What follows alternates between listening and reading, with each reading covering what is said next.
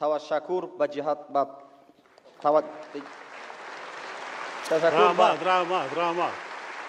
رحمت طلا شرایط برای مشق در ترمیم بدن یکم مشکلی هست امروز.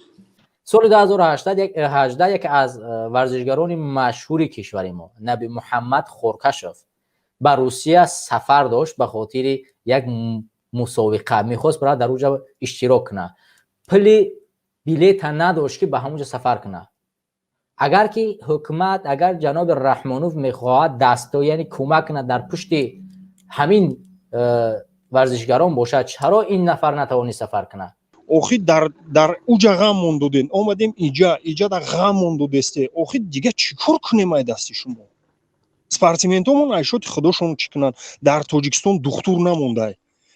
ӯ параш рафт афғонистон, ӯ параш рафт қатар, арабистони саҳуд, исш омадай раис чи россияда. пешвои миллат президенти ҷумҳурии тоҷикистон муҳтарам эмомалӣ раҳмон, ман хушқадам хусрав чемпиони ҷаҳон оид ба намуди гӯштини самбо устоди шоистаи варзиши ҷумҳурии тоҷикистон мебошам.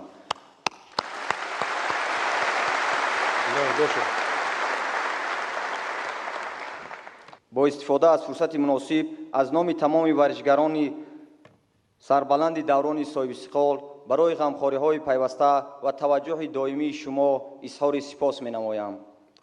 محترم جناب عالی، من بعضی فکرهایم را روی کاغذ آورده با اجازت شما می‌خواهم بخوانم.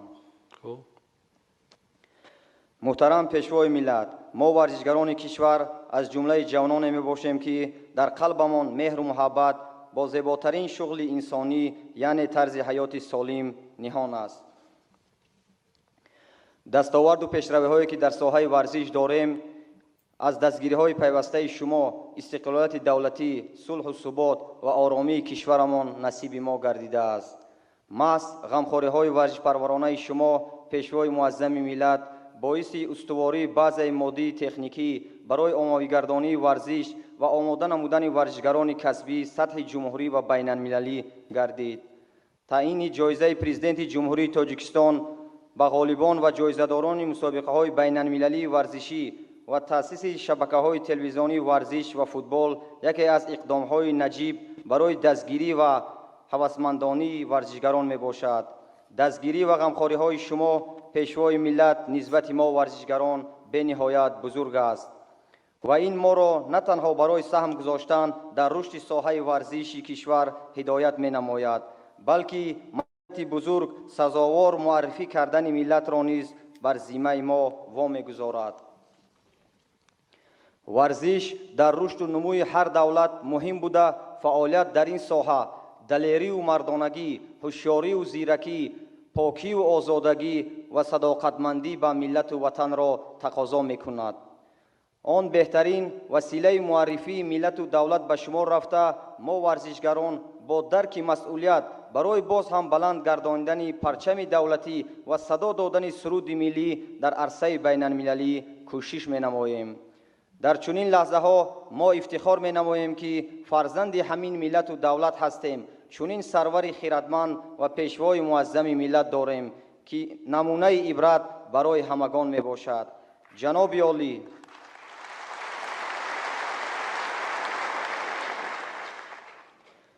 عالی، ما ورزشگران قدرت، توانایی و دل پر داریم. زیرا سخنان شما در خاطر داشته باشید که هر وقت وارد میدان می شوید پشت شما من سرور دولت و بیش از 9 میلیون خلق تاجیکستان ایستاده است. همیشه برای ما نیروی دهچند و روحیه شکست ناپذیر می بخشد.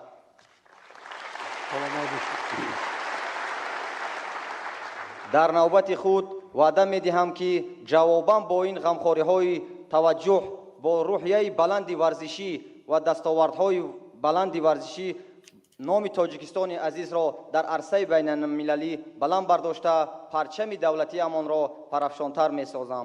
تشکر به جهت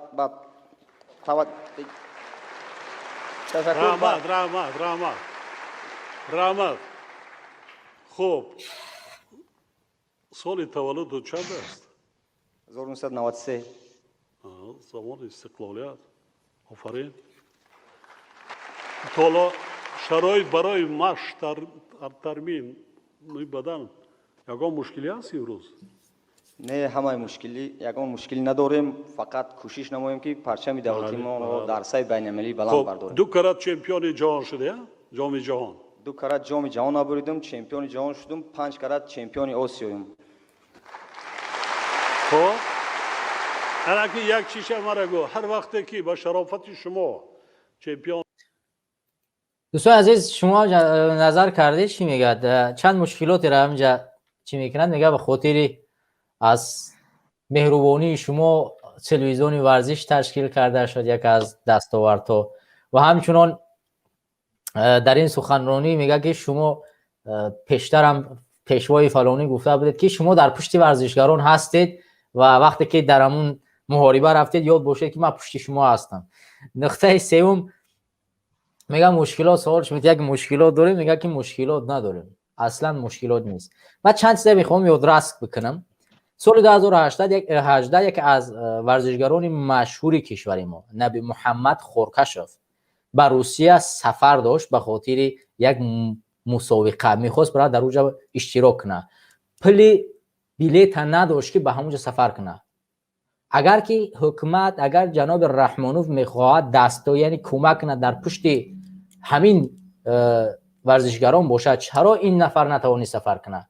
بعد از اون که در سامانه‌های مجازی نشر شد، تاجران وطن دوست کشور ما و شما به نبی محمد بلیت خریدن و این نفر سفر کرد، در اونجا جای دوم سزاوار شد. جای دوم سزاوار شد در وزن چی از 100 کیلو بالاتر. همین خودی همین خسرو، همین نفری که در اینجا خوش قدم خسرو، خودی همین شخصیت با چند تا نفرانی ورزشگر دیگر که سمبو ورزش میکنن، همینو با کدوم کشوری سفر داشتن یادم نیست. سال 2019 مشکلات بلیت داشتن، نتوانستن سفر کنن. حکومت با اینو کمک نکرد. با اینو کی کمک کرد؟ باز هم همون تاجران وطن دوست. بعد از اعلان در پشتشون کسی نایستاد. رسانه‌های مجازی از این چیز خبر میدن. شما دیدید همین جوانایی که چندین ورزشگرایی که گردنش قدر غوث سر صدا میزنند، وقتی که انتخابات چی قدر با یک چاپلوسی و تملق‌کاری استفاده شدن از جانب حکومت رحمانوف. همه همین ما با پیشوای ملت، ولی همه همین مشکلات داره. در خارج میره تمرین میکنه، در داخل تمرین کردن نمیتونه. همون از پلی که از پلی خودشان کسی با اینا کمک نمیکند. یادتون از همون بیانوف کسی که اینا رو تشکیل کرده است، همین چقدر با اینا فشار میارد. هر روز ما با شما هستیم پیشوای ملت، ما با شما ایرا باید بخشیدیم پیشوای ملت، ما فلان کار کردیم پیشوای ملت. حالا اینکه در هیچ جا با اینا کمک نمیکند. در این موضوع صحبت کردیم. برادر التماس در این موضوع چی گفتنی هست؟ آخر سخن دیگر رو داخل کنیم. من میگم که دیگه یگون خیلی باوری نیست، برای که این همون سپورتسمنت‌ها هم که گوجایی که روان از نام دولت توجیک برآمد کنی پل نمیوان که روان تو درست قید کردی. اولادای ما بسیاران این هم خیلی گوشتینگیرو که کار میکنن در همون ساحه گوشتینگیری خودشون ولاجید میکنن، میروان باید دولت برآمد میکنن، پرچم توجیک هم میبردارن، میگن او انا ما دولت هم کیم هیچ که نیستیم. کیسه خودی مردک نباشه، اگر هم مردک خودش میموره امروز در تاجیکستان، اگر همین مهاجرت در همینجا نباشه و نفرسونه، اون مردم اونجا واپس میمونن. ما چی داریم؟ هیچی.